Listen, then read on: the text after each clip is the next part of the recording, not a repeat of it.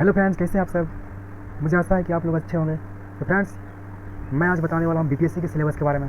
तो बीपीएससी का सिलेबस क्या है फ्रेंड्स, इसमें 3 एग्ज़ाम होते हैं। सबसे पहला एग्ज़ाम होता है प्रीलिम्स होता है, उसके बाद मेंस होता है, उसके बाद इंटरव्यू होता है। क्या होता है? सबसे पहले प्रीलिम्स होता है, उसके बाद मेंस होता है, उसके बाद हिंदी होता है। तो बात करें फ्रेंड्स प्रीलिम्स का प्री का, इसमें हमारे 150 अंक का क्वेश्चन पूछा जाता है, वो भी कितना 2 घंटा में। 2 घंटा में हम लोग को बनाना रहता है। उसके बाद है मेंस से जो 4 पेपर पूछा जाता है, उसमें फर्स्ट पेपर, सेकंड पेपर और थर्ड पेपर और फोर्थ पेपर क्वालिफाई करने के बाद हमारा इंटरव्यू के लिए बुलाया जाता है, और इंटरव्यू में हमारा 120 नंबर मिलता है। उसके बाद हमारा आगे का प्रक्रिया शुरू होता है। तो फ्रेंड्स, मैं आगे बताने जा रहा हूँ कि सबसे पहले मेंस में कौन सा क्वेश्चन पूछा जाता है, हम लोग कहाँ कहाँ से पढ़ना पड़ेगा। तो फ्रेंड्स, आज मैं बताने वाला हूँ जो प्री में पूछा जाता है क्वेश्चन, वो यहाँ से पूछा जाता है। तो फ्रेंड्स, सबसे पहला ये पूछा गया है समाज विज्ञान यानी कि जीएस से पूछा गया है। उसके बाद गणितीय व रीजनिंग से पूछा जाता है। भारत के इतिहास के बारे में पूछा जाता है, बिहार का इतिहास क्या है, भारतीय भूगोल के बारे में पूछा जाता है, बिहार का भूगोल क्या है, भारतीय राजनीति के बारे में पूछा जाता है, उसके बाद पूछा जाता है भारतीय अर्थव्यवस्था, भारत में विकास, भारतीय राष्ट्रवाद व इसकी प्रकृति, भारतीय राष्ट्रीय आंदोलन में बिहार का क्या भूमिका था, उसके बारे में पूछा जाता है, भारतीय व अंतर्राष्ट्रीय महत्व के घटनाएं के बारे में पूछा जाता है। ये हमारे पेपर 1 का बात हो गया, यानी कि प्री का सिलेबस हो गया। उसके बाद बात करें फ्रेंड्स, वो अब हमारा होता है इसमें समान जीएस भी पूछा जाता है, समान जीएस, उसके बाद जीएस समान अध्ययन, उसके बाद जीएस समान अध्ययन 2 भी पूछा जाता है, उसके बाद वैकल्पिक पूछा जाता है। तो फ्रेंड्स, मैं आगे बढ़ता हूँ। आगे बढ़ते हुए मैं बताता हूँ कि सबसे पहले बताने वाला जो बीपीएससी सिलेबस 1 मेंस का पेपर होता है, वो 1 का क्वेश्चन है। उसमें क्या क्या पूछा जाता है, हम लोग को क्या क्या चीज़ पढ़ना पड़ेगा। तो फ्रेंड्स, सबसे पहले इसमें हम लोग को पढ़ना पड़ेगा और भारतीय इतिहास, विशेषकर भारत की आधुनिक इतिहास के बारे में पढ़ना पड़ेगा। जो हमारा आधुनिक इतिहास है उससे ज़्यादा क्वेश्चन आता है। उसके बाद भारतीय स्वतंत्रता संग्राम में बिहार का योगदान क्या था, चंपारण सत्याग्रह आंदोलन एवं बिरसा आंदोलन एवं बिहार में संथाल विद्रोह के साथ साथ भारतीय स्वतंत्रता संग्राम के बारे में पढ़ना, मौर्य एवं पाल कला एवं घटना पटना कलाम पेंटिंग के बारे में हम लोग को पढ़ना है। उसके बाद भारतीय इतिहास विशेषकर बिहार के विशेष संदर्भ में बारे में पढ़ना है। उसके बाद हम लोग को पढ़ना है भारतीय स्वतंत्रता संग्राम के महत्वपूर्ण व्यक्तित्व के बारे में पढ़ना है। उसके बाद ग्राफ एवं आरेख एवं सांख्यिकी का विश्लेषण के बारे में पढ़ना।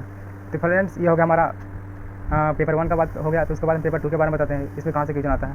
हम लोग को वही चीज़ पढ़ना हो जो सिलेबस में है, फालतू चीज़ पढ़ेंगे तो हमारा जॉब नहीं होगा फ्रेंड्स। तो फ्रेंड्स, चलिए मैं पेपर 2 के बारे में बताने वाला हूँ। इसमें भारत और बिहार का राजनीतिक प्रणाली के बारे में पूछा जाता है। उसके बाद दूसरा बताया गया कि भारत की अर्थव्यवस्था व बिहार का अर्थव्यवस्था आर्थिक प्रभाव के बारे में पूछा जाता है। तीसरा, बिहार की भौतिक, आर्थिक व सामाजिक दशा के बारे में पूछा जाता है। उसके बाद भारत एवं बिहार में विज्ञान व टेक का प्रभाव एवं योगदान के बारे में पूछा जाता है। उसके बाद फ्रेंड्स, भारत का भूगोल व बिहार का भूगोल के बारे में पूछा जाता है। तो आगे बात करें फ्रेंड्स, इसमें वैकल्पिक जो ऑब्जेक्टिव क्वेश्चन आते हैं वो कहाँ से आते हैं। तो फ्रेंड्स, इसमें देखिए ऑब्जेक्टिव क्वेश्चन आते हैं वो हिंदी भाषा और हिंदी साहित्य से आते हैं। उसके बाद उर्दू भाषा, उर्दू साहित्य से आते हैं। उसके बाद संस्कृत भाषा और संस्कृत साहित्य से आते हैं। फारसी भाषा फारसी साहित्य से आते हैं। मैथिली भाषा मैथिली साहित्य से आते हैं। अंग्रेजी भाषा अंग्रेजी साहित्य से आते हैं। बांग्ला भाषा बांग्ला साहित्य से आते हैं। और अरबी भाषा अरबी से आते हैं। पाली भाषा पाली साहित्य से आते हैं। उसके बाद बात करें फ्रेंड्स, इसमें कृषि के बारे में पूछा जाता है और आपदा प्रबंधन के बारे में पूछा जाता है। उसके बाद जंतु विज्ञान के बारे में पूछा जाता है। पशुपालन के चिकित्सा के बारे में पूछा जाता है। फिर वनस्पति विज्ञान के बारे में भी पूछा जाता है। तो आगे स्कूल का फ्रेंड, इसमें जंतु विज्ञान और वनस्पति विज्ञान के बारे में, इसमें रसायन विज्ञान, भौतिकी और दर्शन शास्त्र के बारे में पूछा जाता है। अर्थशास्त्र के बारे में पूछा जाता है। मनोविज्ञान के बारे में पूछा जाता है। मानव विज्ञान के बारे में पूछा जाता है। मनोविज्ञान और मानव विज्ञान में फर्क है फ्रेंड्स। इसके बाद इतिहास में भी पूछा जाता है और भूगोल में भी पूछा जाता है।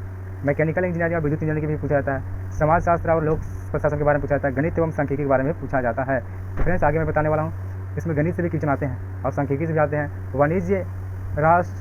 वाणिज्य शास्त्र तथा लेखा विधि के बारे में पूछा जाता है। श्रम एवं समाज कल्याण के बारे में भी पूछा जाता है। उसके बाद कानून के बारे में पूछा जाता है, भारतीय कानून क्या है। उसके बाद राजनीतिक विज्ञान एवं अंतर्राष्ट्रीय संबंध के बारे में पूछा जाता है। उसके बाद सिविल इंजीनियरिंग के बारे में पूछा जाता है। उसके बाद भूमि विज्ञान के बारे में पूछा जाता है।